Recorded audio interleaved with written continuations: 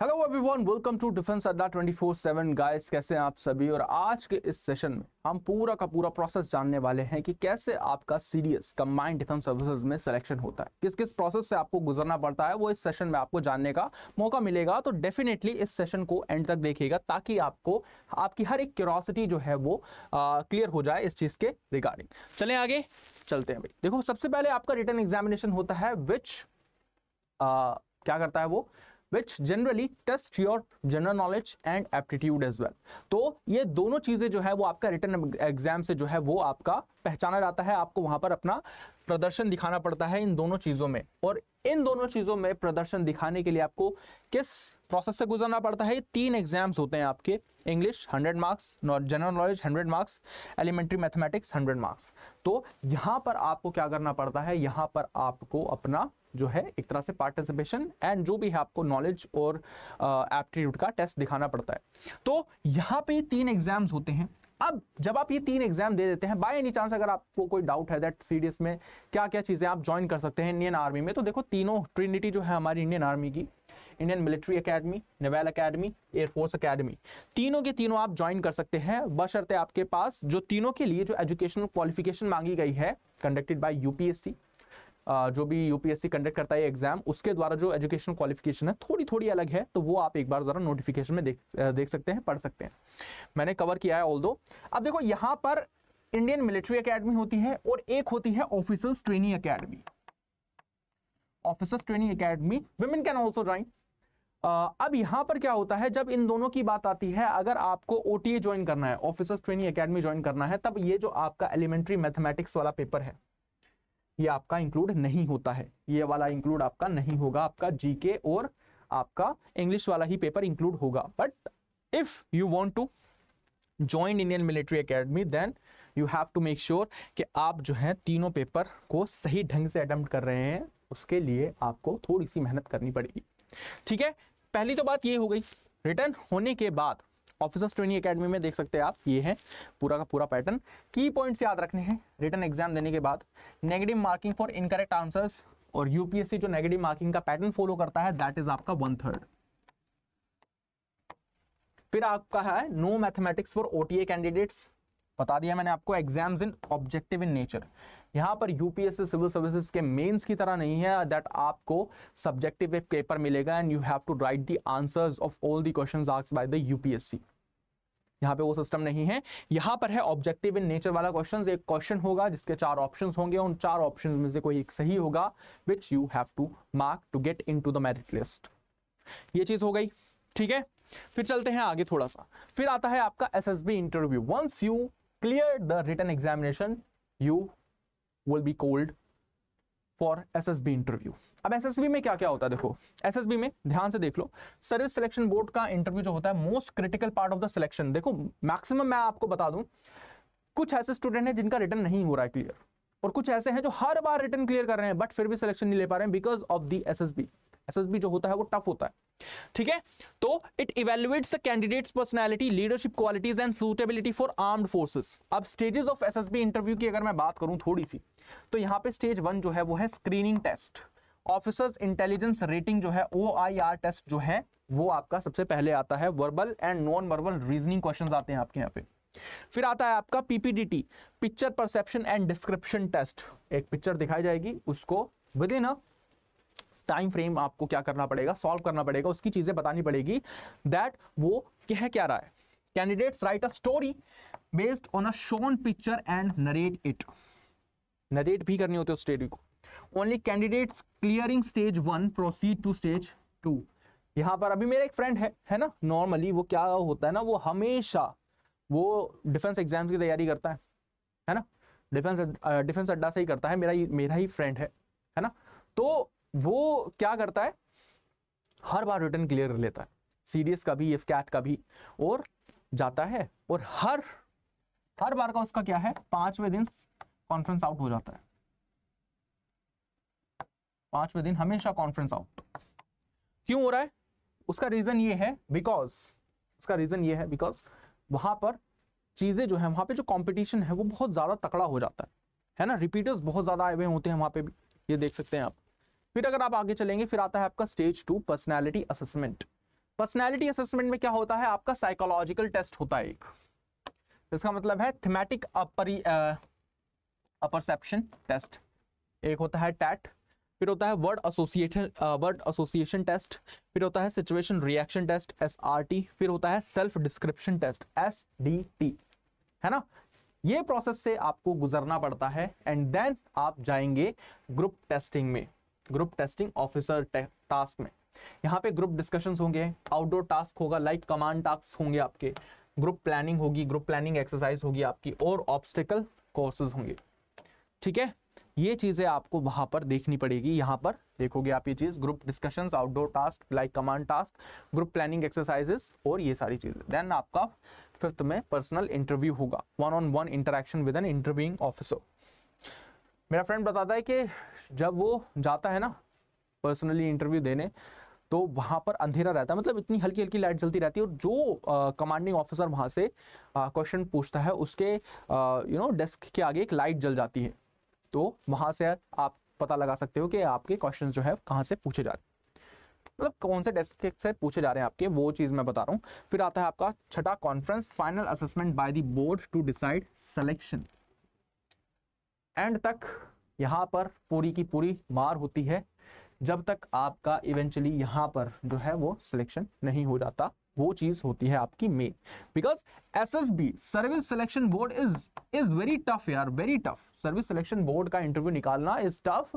Return इतना clear, return उतना जो है मैं कहूंगा डिफेंस एग्जाम्स का उतना हार्ड नहीं है जितना बच्चे बना देते हैं, बिकॉज उनका टाइम एंड अगेन रिटर्न ही नहीं निकल रहा होता है। ठीक है ना, रिटर्न की तैयारी डिफेंस अड्डा आपकी जिम्मेदारी हमारे सर मतलब अपने सर लेता है, तो आपको करना कुछ नहीं है। देखो अभी जो रिटर्न वाला एग्जाम चल रहा है उसका एक अलग पेपर होता है सीडीएस का, GS जनरल स्टडीज। आपको करना क्या है, देखो मैं इसके सेशंस ले रहा हूं रोज 11 बजे, रोज 11 बजे आपके सेशंस लग रहे हैं इसके, ध्यान रखेंगे आप सभी, रोज 11 बजे। और ये जो सेशंस हैं यहां पर आप क्या कर सकते हैं, यहां पर आपको डेली बेसिस पर आना है, अपना जनरल स्टडीज जो है वो सुधारना है मेरे साथ, क्योंकि मैं यहां पर आपको जो चीजें करवा रहा हूं वो हम कर रहे हैं। पहली बात तो PYQ प्लस MCQ। सर ये PYQ प्लस MCQ ही तो आते हैं PYQ में भी, बट PYQ वो प्रीवियस ईयर क्वेश्चंस हो गए जो यूपीएससी ने पूछे हुए, प्लस मेरे द्वारा बनाए गए क्वेश्चंस। जब इन दोनों का मेल हो जाएगा और उसके साथ मैं आपको दे रहा हूं एलिमिनेशन आपको फ्री में मैं बता रहा हूं, तो आपके लिए चेरी ऑन द केक है। आपको रोज जुड़ जाना है मेरे से 11 बजे डिफेंस अड्डा यूट्यूब चैनल पर, और यहां पर ये सारी चीजें जो मैंने आपको बताई जिससे आप एग्जाम क्रैक करने की तल तक, सतह तक पहुंच सकते हो, वो पूरी की पूरी फ्री है, उनका कोई चार्जेस नहीं है। बट हाँ देयर इज वन थिंग, उसके बारे में भी बताऊंगा। यहाँ पे आपको आई थिंक समझ में आ गया होगा। फिर आपका मेडिकल एग्जामिनेशन होता है, candidates recommended by the SSB undergo through medical thorough medical examination. अब पता है क्या होता है, मैं एक और फ्रेंड है मेरा, वो SSB में क्या हुआ, फाइनली क्या हुआ, नॉर्मली SSB इंटरव्यू उसने क्रैक किया, रिकमेंड हुआ, एंड देन मेडिकल एग्जामिनेशन में उसको निकाल दिया गया। क्यों? Just because of he wanted to opt for Air Force Academy, he wanted to opt for Air Force Academy। और उस Air Force Academy में क्या था, ज्वाइन करने के लिए पूरा भाई फिजिकल टेस्ट होता है, तो यहाँ पर यहाँ की उसकी नाक की हड्डी जो है वो थोड़ी सी निकली हुई है, उस वजह से क्या हुआ, उसे वार्निंग दी गई और उसे निकाल दिया वहां से जनरली। अब यहाँ पर की चेक्स इंक्लूड क्या करते हैं, फिजिकल फिटनेस इंक्लूड करता है, विजन स्टैंडर्ड्स इंक्लूड करता है, 6x6 and 6x9, corrected vision, no colour blindness, hearing and cardiovascular fitness, ये दोनों चीज भी इंपॉर्टेंट है।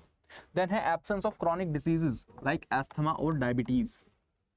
इनसे आप जितना दूर रहेंगे, जितना भी आप मेडिकल एग्जामिनेशन में, देखो अपने आप को मैं हमेशा कहता हूँ एक ऑथेंटिक जगह से ना पहले ही मेडिकल एग्जामिन करवा लो। पता है क्यों? दिक्कत बाद में जब होगी, जब आप रियली मेडिकल एग्जामिनेशन के लिए जा रहे होंगे और वहां पर आपको पता है that you are medically unfit for the CDS exam, तो वहां पर रिटर्न आपने क्लियर किया, SSB क्लियर किया, बट आप रिकमेंड नहीं हो पा रहे हो, क्योंकि देखो आर्मी में आपका जो मेडिकल एग्जामिनेशन है वो बहुत ही ज्यादा मायने रखता है। अगर वो गलत हो गया ना तो आपका रिटर्न पे भी पानी फिर गया, SSB भी जो आपने इतना मुश्किल तरीके से क्लियर किया था वो भी नहीं होगा, चीजें रुक जाएंगी। तो एक बढ़िया जगह से अपना आप क्या करवा सकते हैं, आप मेडिकल एग्जामिनेशन करवा लो, क्योंकि बहुत ही ज़्यादा इंपॉर्टेंट होता है वो।